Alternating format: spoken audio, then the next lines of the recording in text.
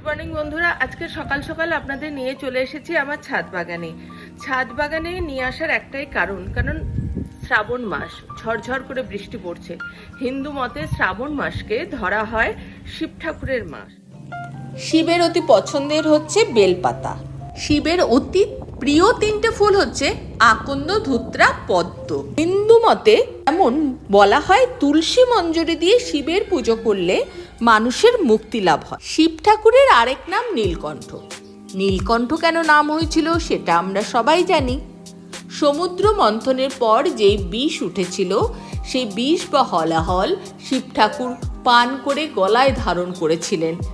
সেই বিষে ওনার গলা পুরো নীল হয়ে গেছিল, তাই ওনার আরেক নাম নীলকণ্ঠ। এই শ্রাবণ মাসের সকালে এই নীলকণ্ঠ ফুল আমি আপনাদের দেখাবো, যেটা আমার ছাদ বাগানে আমি লাগিয়েছিলাম ছোট্ট একটা টবের মধ্যে।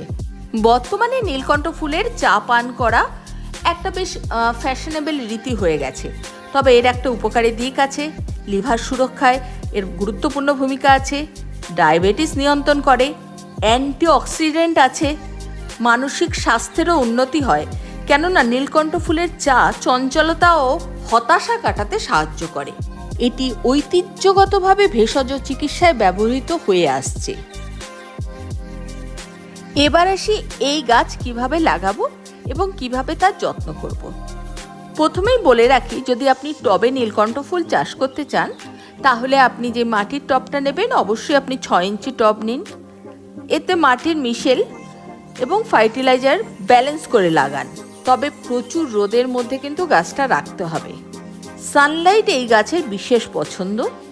পরিমাণ মতো জল, সূর্যালো আর গাছটা বেয়ে ওঠার জায়গা থাকলে একটা গাছই অনেকটা জায়গা জুড়ে থাকতে পারে এবং তাতে অসংখ্য ফুল ফোটাতে পারে।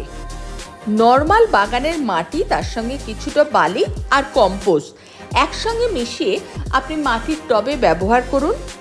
আপনি যদি চান গাছটা বেশি লতিয়ে উঠবে না, তাহলে কাটিংটা খুব গুরুত্বপূর্ণ।